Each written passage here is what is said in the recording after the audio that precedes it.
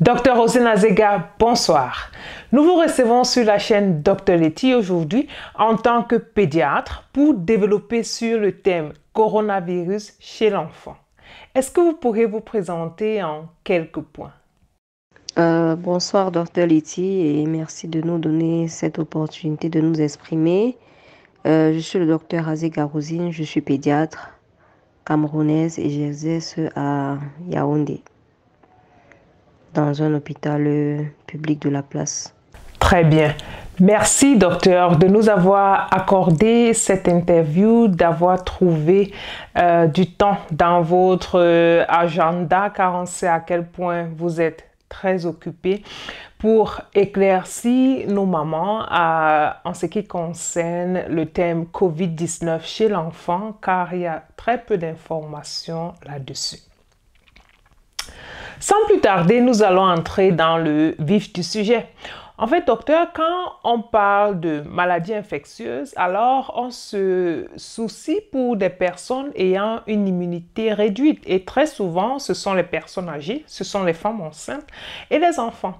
Par contre, en ce qui concerne le SARS-CoV-2, ça c'est l'agent pathogène du COVID-19, on a remarqué que bien que les enfants sont porteurs, il y a la dernière étude d'un virologue allemand qui a même démontré que les enfants auraient une charge virale dans la gorge qui est semblable à celle de l'adulte.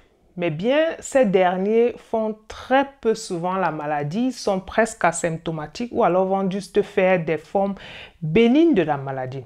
Est-ce qu'il y a une explication à ce comportement du SARS-CoV-2 chez l'enfant? En effet, les enfants sont pour la plupart des porteurs sains, c'est-à-dire que malgré la présence du virus dans leur organisme, ils ne vont pas forcément faire les mêmes signes de maladie que chez un adulte, par exemple. Mais certains feront quand même la maladie et parfois des formes graves. Mais ce pourcentage reste assez faible dans la population des enfants.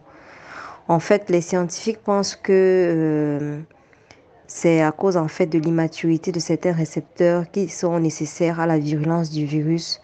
Et c'est pour cette raison que les enfants sont moins touchés par rapport aux adultes. C'est donc plutôt une très bonne nouvelle pour nos parents. Comme vous l'avez si bien dit, Dr Azega, les enfants sont les porteurs sains. Eh bien, pour ce petit nombre qui fera peut-être la maladie, à quoi est-ce que les parents doivent faire attention? Quels seront les signes à l'aide? Est-ce qu'on a les symptômes tels que chez l'adulte? On connaît cette toux sèche, cette fièvre. Et récemment, on a observé des symptômes neurologiques tels que la perte du goût et de l'odorat.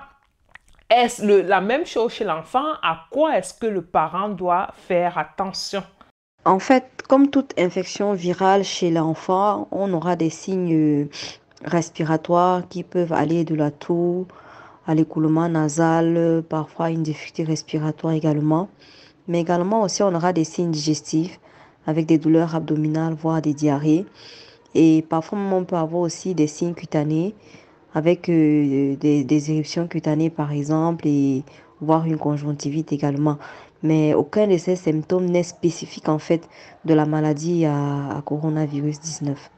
Alors, chers parents, vous comprenez que les symptômes restent non spécifiques, mais s'il y a des doutes, surtout si l'enfant a été en contact avec quelqu'un qui a été diagnostiqué COVID positif ou l'un des parents et que ce dernier présente les symptômes évoqués plus haut par le docteur Azega, alors pour avoir le cœur net, il sera recommandé de laisser consulter ce dernier par un pédiatre.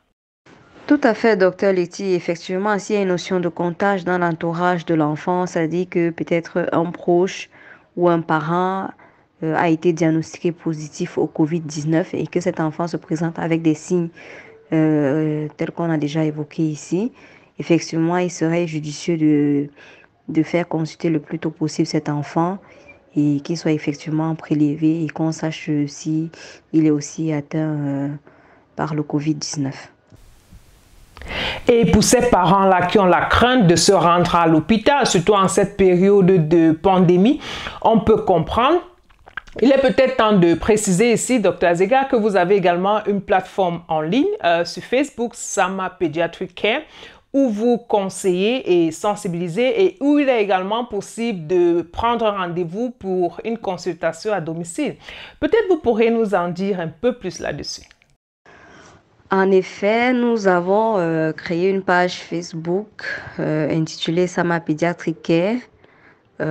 Ici, en fait, c'est dans le but d'être un peu plus proche de la population qui est en ligne, en leur prodiguant quelques conseils sur la santé de l'enfant.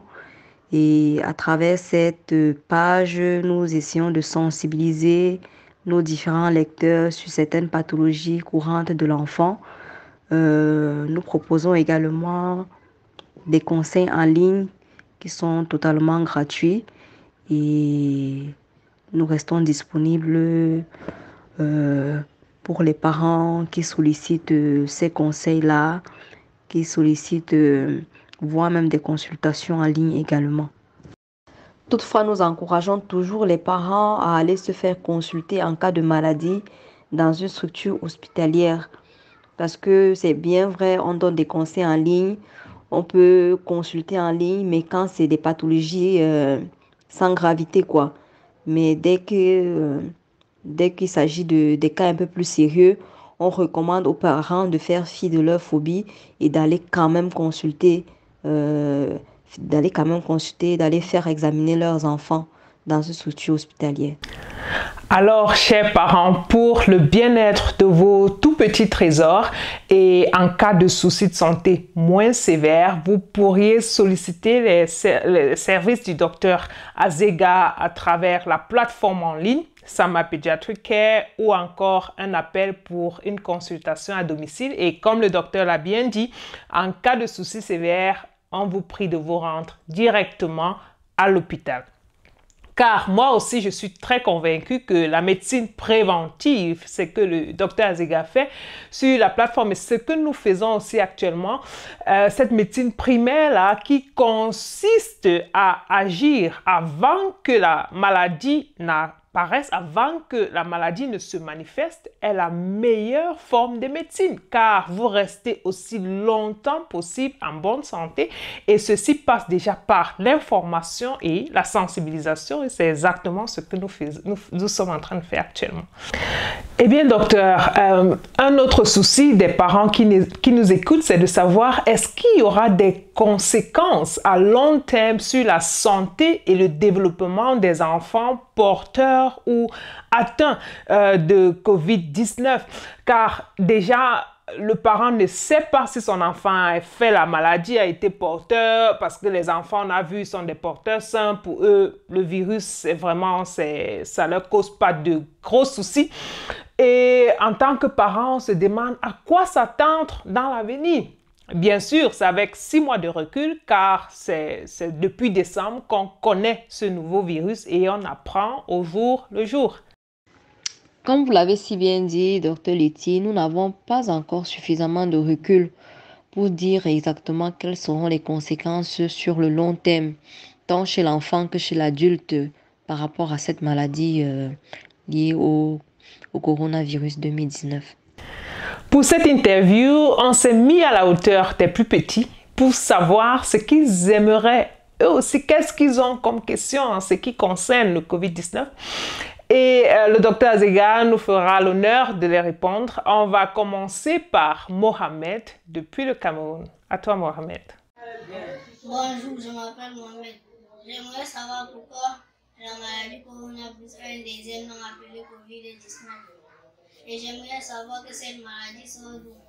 Et la dernière question, j'aimerais savoir pourquoi depuis que cette maladie est venue, on n'a pas eu la nouvelle de notre président de la République. Alors Mohamed, en fait, il existe plusieurs types de virus coronavirus, mais celui qui a fait son apparition en décembre 2019 en Chine porte le nom de coronavirus 2019 parce que c'est en cette année-là que on a détecté cette nouvelle souche de coronavirus. Et c'est elle qui est responsable donc de la nouvelle maladie qu'on appelle maladie à coronavirus 2019. Alors, pour toi, Mohamed, le nom COVID-19 vient donc de la nature du microbe et de l'année de l'apparition de la maladie. Merci, docteur. Docteur Azega, nos tout petits ont repris le chemin de l'école et on sait à quel point c'est difficile de faire porter un masque à un enfant de 5 ans, un enfant de la maternelle qui doit se distancer de 2 mètres de son camarade, sa camarade de classe. Or, celui-ci, il aimerait bien prendre sa camarade de classe dans ses bras, donner un petit câlin, surtout qu'ils ont été confinés assez longtemps. En tout cas, typiquement le comportement des petits enfants. Alors, comment protéger ces derniers? Comment éviter qu'ils se contaminent dans les espaces de jeu, dans les parcs, dans les écoles? Une maman qui veut aller dans un parc ou dans un espace de jeu avec ses petits, à quoi doit-elle faire attention? Avec la reprise des classes, certaines mesures seront vraiment impératives pour essayer de réduire le risque de contamination, à savoir pour ceux qui iront en classe. C'est-à-dire qu'ils doivent obligatoirement porter un masque avec, si possible, une visière de protection. Des mesures doivent être prises pour diminuer le nombre d'élèves par classe et voire même mettre un seul enfant par banc, par exemple. Et il faut aussi également s'assurer qu'il y ait un dispositif de lavage des mains à l'entrée et à la sortie des classes. De même qu'avant et après le goûter, par exemple. Ça, c'est pour effectivement essayer de limiter la contagion entre les enfants. Ces mesures ne seront pas faciles à appliquer. Il faudra beaucoup de discipline de la part des enfants, de la part des encadreurs. Mais je pense que si on explique calmement aux enfants le bien fondé de tous ces gestes barrières, ils pourront facilement adhérer à condition vraiment que les parents et les encadreurs travaillent en synergie pour expliquer la chose en fait aux enfants. Cette stratégie, par exemple, de gestes barrières et de distanciation est très bien appliquée dans certains pays. Dans certains pays, par exemple, en Chine, au Japon. Donc, c'est faisable. C'est faisable, il suffit juste d'une certaine discipline de part et d'autre des différents protagonistes, quoi. Aussi, la chose importante à dire aux enfants, c'est vraiment véritablement comment se comporter, c'est-à-dire essayer tant que possible de ne pas câliner son camarade de classe, de respecter une certaine distance, de ne pas partager par exemple des goûters, de ne pas faire des câlins, des bisous et d'essayer de se laver régulièrement les mains à l'eau coulante et au savon. Également aussi d'éternuer ou de tousser dans un mouchoir ou dans le creux du coude. Donc voilà des petits gestes qui peuvent être inculqués aux enfants qui pourront permettre effectivement de limiter en tout cas la propagation du virus. Et à noter, c'est que de plus en plus des recherches ont montré quand même que les enfants seraient moins contagieux que les adultes, contrairement à ce qu'on pensait au début de la pandémie. Donc, la phobie ne doit pas être en première ligne. Il faut, parce que le propre de l'enfant, c'est d'ignorer en fait les limites, d'ignorer le danger. Donc, il aura tendance à aller vers son camarade de classe, même s'il y a une interdiction par rapport à cela. Donc, ces recherches-là ont pour but quand même de rassurer déjà les parents en se disant que même s'ils arrivent à être en contact, à ne pas respecter la distance physique, ils sont quand même néanmoins moins contagieux que les adultes. Donc, on a quand même moins de risques de contracter le virus par ces voies-là. Tout à fait, docteur. La peur ne doit jamais prendre le dessus sur la raison. Et les enfants sont tout aussi naïfs que le système immunitaire et comme on le constate, ça a l'air de plutôt les aider à mieux combattre cette nouvelle infection. Et eux aussi, ils ont compris quelle est l'importance des mesures barrières dans la lutte contre le COVID-19, comme on va l'écouter tout à l'heure avec Johan Tchoupwa depuis l'Allemagne et avec notre petit Joël depuis le Cameroun. Écoutez-les. Je ne vais pas à l'école parce que d'ailleurs le coronavirus et je dois me confiner. Il y a le coronavirus, pourquoi les gens ne portent pas le casque pour sortir avec alors que moi je suis avec. Pourquoi les docteurs ne cherchent pas le remède pour le coronavirus? On reste combien de temps à la maison? Le coronavirus est petit et méchant. Tout à fait, les microbes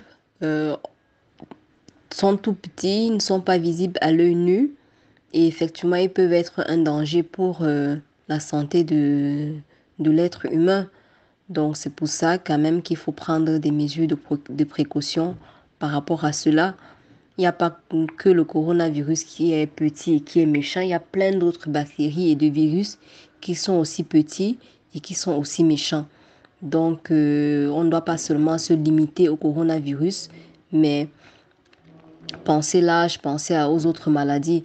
C'est pour ça que moi, en tout cas, je recommande aux parents de continuer, par exemple, à vacciner leurs enfants, parce qu'il n'y a pas que le coronavirus il y a d'autres maladies, il y a les méningites, il y a les diarrhées, il y a les infections pulmonaires dues aux bactéries, qui peuvent aussi donner des maladies aux enfants, voire des maladies potentiellement graves, voire mortelles.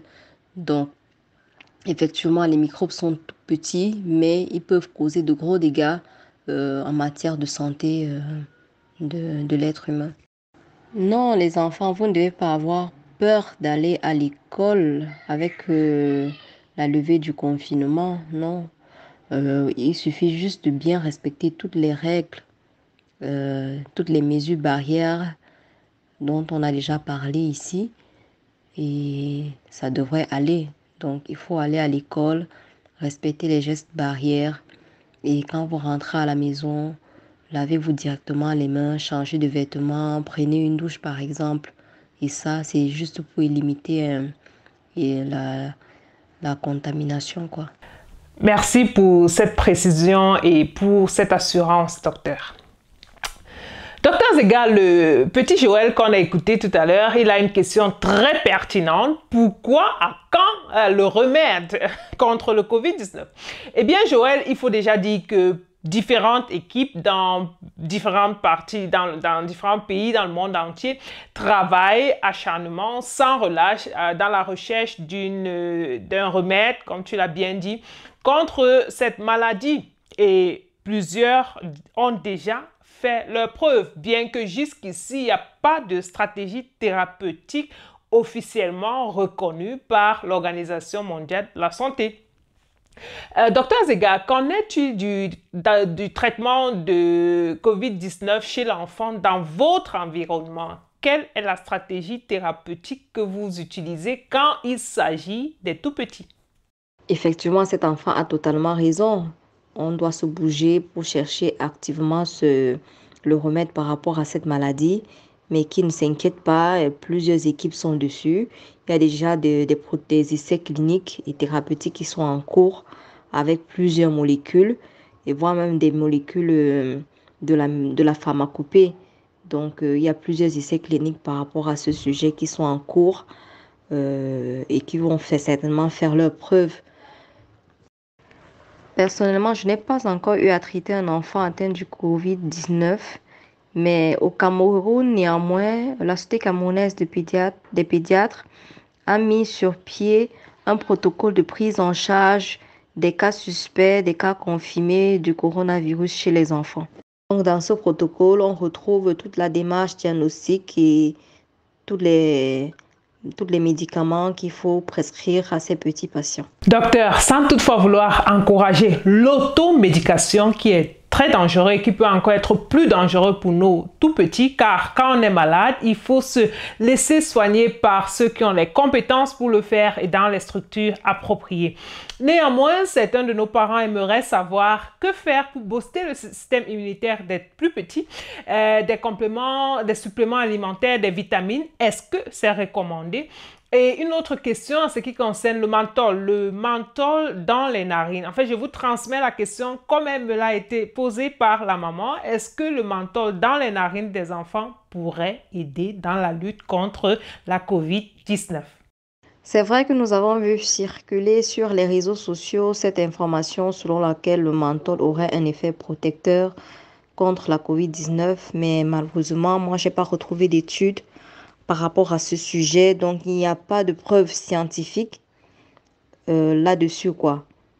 Ici, particulièrement au Cameroun, beaucoup de mamans utilisent le menthol dans les affections grippales en le mettant sur le nez ou sur la poitrine des enfants quand ceux-ci ont, par exemple, un rhume.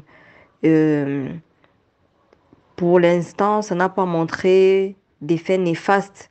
Donc, si je pense que si ça peut soulager au moins au niveau respiratoire, tant mieux. Mais il n'y a pas encore d'étude qui a été menée à ce sujet pour voir l'efficacité de cette utilisation dans les affections grippales, par exemple. Eh bien, si ça ne cause aucun tort, pourquoi pas?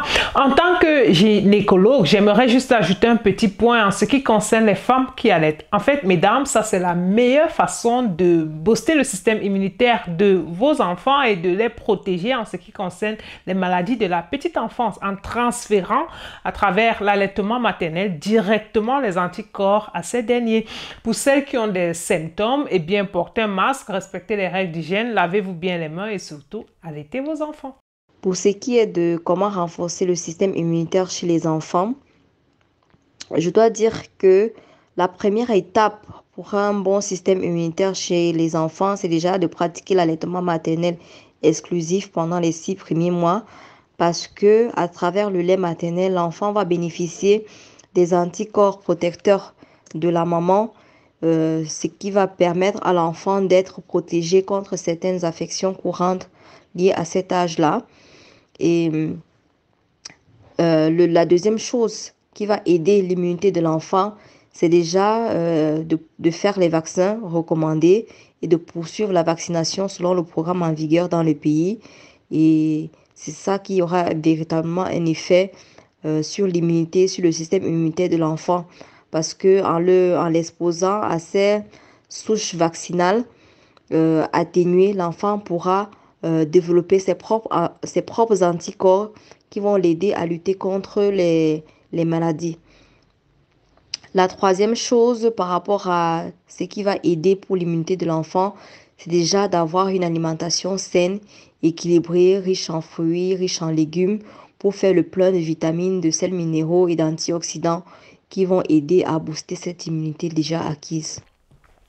Docteur Zega, restons dans le sens de ces informations diffusées. On a lu un peu partout que le vaccin contre la rougeole protégerait contre la COVID-19. Qu'en pensez-vous? À mon avis, le vaccin contre la rougeole ne saurait protéger du COVID-19 au sens strict du terme. Mais néanmoins, certaines études récentes faites à ce sujet, notamment en Angleterre, montre qu'il y a une certaine similitude entre certaines protéines du SARS-CoV-2, c'est-à-dire du virus, du coronavirus 2019 et du virus de la rubéole, de la rougeole et des orions. Donc, il y a une certaine similitude entre ces virus-là. Et partant donc de ce constat, on pourrait penser que le vaccin ROR, par exemple, rougeole, orion, rubéole, pourrait avoir un effet protecteur contre la COVID-19. Mais cependant, l'étude est encore en cours et donc pour l'instant, on ne saurait conclure. D'autre part aussi, on sait que la rougeole est une maladie qui affaiblit considérablement les défenses immunitaires. Et donc, on peut supposer qu'être vacciné contre la rougeole aurait un effet positif sur l'immunité. Ainsi, on aurait une certaine protection relative face aux autres infections virales. Et en attendant donc la conclusion des différentes études, le mieux serait de continuer à vacciner normalement les enfants contre la rougeole. Eh bien, la discussion reste ouverte. Les études à grande échelle nous le diront. Et on voit encore à quel point les vaccins de la petite enfance sont importants car le vaccin dans sa conception est quelque chose d'important.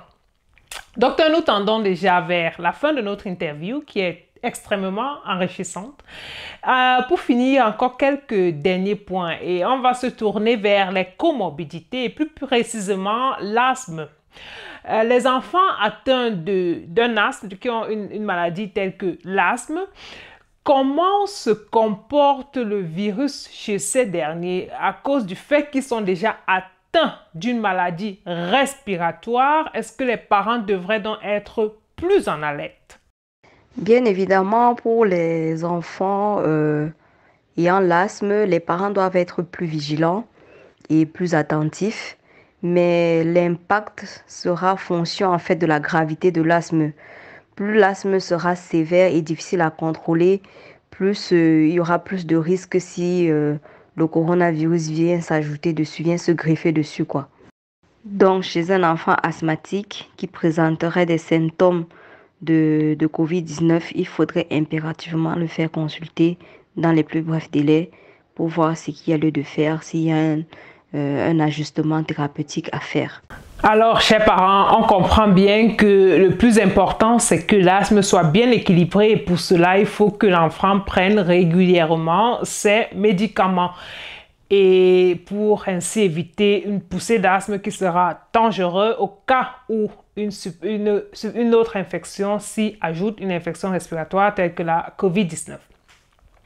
Docteur, on va continuer avec cette observation qui a été faite en ce qui concerne la maladie de Kawasaki et le COVID-19. Comme quoi, le COVID-19 déclencherait le syndrome de Kawasaki. Bien sûr, pour nos chers parents, vous allez d'abord nous expliquer ce que c'est. Ne vous inquiétez pas. Peut-être un mot nouveau pour certains, mais vous en saurez un peu plus là-dessus. Ou alors, est-ce tout simplement une coïncidence entre le syndrome de Kawasaki et le COVID-19 ou est-ce que c'est juste un effet co-founder, c'est juste un hasard? Qu'en est-il de ce point-là? Tout d'abord, je dois dire que la maladie de Kawasaki, c'est une maladie inflammatoire des vaisseaux et elle a été décrite pour la première fois au Japon en 1961. Ceci étant dit, depuis l'avènement de cette pandémie, en Europe, notamment en Angleterre et en France, on a remarqué l'apparition d'un syndrome inflammatoire multisystémique qui fait penser qu'il y a certaines similitudes avec la maladie de Kawasaki chez certains enfants. Mais le lien entre la COVID-19 et la maladie de Kawasaki n'a pas encore été formellement établi. Mais il est possible en effet que la COVID-19 soit à l'origine d'une certaine forme, bien que nouvelle, de maladie de Kawasaki, d'autant plus qu'on décrit certaines variations en fait par rapport à la maladie de Kawasaki classique depuis l'avènement du coronavirus 2019. Donc, un enfant chez qui on va suspecter la maladie de Kawasaki, c'est un enfant qui va venir à notre consultation, par exemple, avec une fièvre qui est prolongée, qui évolue pratiquement depuis plus de 5 jours et qui aura une atteinte au niveau de ses muqueuses avec une conjonctivite, qui aura également une atteinte cutanée avec une éruption cutanée. Il aura également une atteinte ganglionnaire avec de volumineuses adénopathies au niveau du cou, par exemple. Et la crainte, surtout avec la maladie de Kawasaki, c'est l'atteinte en fait au niveau du cœur, avec la dilatation des vaisseaux qui sont au niveau du cœur. En Allemagne, par exemple, la maladie de Kawasaki, c'est moins de 500 enfants par an. Ça montre à quel point c'est assez rare. Mais est-ce qu'il y a raison de paniquer? Est-ce que c'est une maladie qui est bien prise en charge? Est-ce qu'on connaît bien le traitement? En effet, docteur Letty, la maladie de Kawasaki est rare, surtout en Afrique. Elle est plus répandue en Asie et en Europe. Et il faut savoir que le traitement de la maladie de Kawasaki, il est connu, il est assez très bien codifié. Et Donc, il n'y a pas de crainte à avoir par rapport à cette maladie-là. Mais ce que les parents doivent être, ce que les parents doivent juste faire, c'est être attentifs à leurs enfants et ne pas hésiter à consulter dès qu'il y a un moindre symptôme de maladie, surtout devant une fièvre qui se prolonge de plus de 5 jours. Bien, docteur, nous sommes arrivés à la fin de cette interview. Une dernière question pour moi en tant que gynécologue. Eh bien, c'est une maman qui aimerait savoir COVID-19, femme enceinte, transmission à l'enfant. Déjà, il faut savoir que la femme enceinte, c'est une femme jeune qui a très souvent pas de comorbidité. Eh bien, comme la plupart des personnes de cette catégorie, elles feront une forme mineure de la maladie. Tout de même, il faut dire pour la minorité, bien précisé, c'est vraiment la minorité, 3 à 5%, qui feront peut-être une forme grave, voire même critique de la maladie. La grossesse n'influence pas le déroulement de l'infection, mais l'infection peut influencer le déroulement de la grossesse dans cette mesure que le changement physiologique dû à la grossesse, néanmoins la baisse de l'immunité, qui n'a pas d'influence vraiment parce que la femme enceinte n'est pas plus en danger, bien que son immunité soit en baisse, ça on ne sait pas encore, mais plus important c'est la baisse de la capacité respiratoire, surtout au 3e trimestre pour une femme enceinte, monter les escaliers, c'est vraiment, elle ne peut pas le faire sans s'essouffler. Vont faire en sorte que si la COVID-19, si cette femme fait une fait une forme assez sévère de la maladie, eh bien, on pourrait être amené en tant qu'obstétricien de terminer la grossesse, de faire une césarienne, d'avoir un enfant prématuré, tout simplement parce que sa capacité pulmonaire déjà assez affaibli ou alors baissé par ces conditions physiologiques de la grossesse et une maladie respiratoire qui s'aggrave dessus, eh bien, on pourra avoir vraiment une souffrance de la mère et de l'enfant. Ça, c'est pour les cas vraiment rares. Et en ce qui concerne la transmission, jusqu'ici, pour la plupart des femmes qui ont accouché, les enfants étaient testés négatifs, mais attention, c'est avec 6 mois de recul et on a eu une publication dans Lancet, c'était des virologues allemands dans une université allemande, chez 2 femmes enceintes, 2 femmes qui ont accouché, 2 accouchés, les enfants ont été testés COVID+. En fait, les enfants se sont représentés à l'hôpital, ils avaient des symptômes respiratoires et les tests ont montré qu'ils avaient la COVID-19. Le lait maternel aussi avait le virus. Alors, la question qui reste ouverte, c'est à quel moment l'enfant, le nouveau-né a été infecté? Dans l'utérus, transmission verticale, pendant l'accouchement ou alors pendant l'allaitement? Là, les recherches continuent à ce niveau. Mais ces 2 enfants-là, en ce qui concerne ce cas que je vous ai présenté, ils ont été guéris, ils ont quitté l'hôpital environ 10 jours après. Mon expérience personnelle, les accouchés qu'on a eu jusqu'à présent, les enfants ont été testés négatifs. La plupart ont pu accoucher par voie basse. Juste une seule a dû avoir une césarienne et tout simplement pourquoi? Parce qu'elle avait des symptômes respiratoires et sachant que la capacité pulmonaire étant déjà affaiblie, étant déjà réduite, alors on ne voulait pas prendre le risque de mettre cet enfant-là en souffrance ainsi que la mère pour éviter un cas encore plus critique. J'espère avoir répondu à la question. Docteur Azega, merci. Merci d'avoir répondu à toutes nos questions. Merci d'avoir éclairé de façon aussi facile les parents qui nous ont écoutés. Peut-être pour la fin, est-ce que vous auriez un message de fin pour ces parents-là? Merci encore, Dr Liti, de m'avoir invité à participer à cette interview. Alors, pour le message de fin, je dois juste dire aux parents qu'ils ne doivent pas céder à la psychose par rapport à la pandémie à coronavirus 2019. Nous devons tous apprendre à vivre avec parce qu'on ne sait pas pendant combien de temps cette pandémie va sévir. Donc, nous devons intégrer au quotidien tous les gestes barrières, toutes les mesures de distanciation physique qui sont déjà bien connues.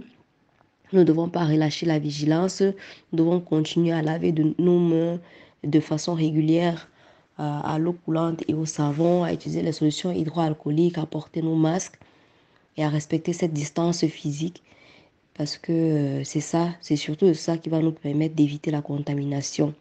Et nous devons continuer à nous rendre dans les structures hospitalières en cas de maladie de nos enfants. Nous devons continuer à respecter les vaccinations de nos enfants parce que c'est surtout ça qui va les protéger contre les différentes affections, contre les différentes maladies potentiellement mortelles liées à l'enfance. Donc, surtout qu'en ce moment également, il y a déjà des épidémies de rougeole, par exemple, au Cameroun, des épidémies de choléra. Donc, vraiment, les parents doivent vraiment redoubler de vigilance par rapport à tout ça et vacciner leurs enfants parce que c'est véritablement ça qui va surtout les protéger parce qu'il n'y a pas que le coronavirus dehors, il y a d'autres maladies potentiellement graves, potentiellement mortelles qui continuent à sévir dans notre contexte. Il y a les méningites, il y a les diarrhées, les déshydratations, il y a la rougeole. Donc les parents doivent continuer à prendre soin de leurs enfants, à les amener à l'hôpital en cas de maladie, à continuer à les faire vacciner parce que c'est véritablement ça qui va les maintenir en santé et à prendre soin d'eux. Eh bien, voilà qui est clair. Vivre avec le coronavirus, c'est vivre de façon responsable. Merci, Dr Azega. Merci à vous qui nous avez écoutés et bonne soirée à vous. Prenez soin de vous et surtout, lavez-vous les mains, respectez les règles d'hygiène et de distanciation sociale. Je vous dis à bientôt sur la chaîne. Restez en bonne santé.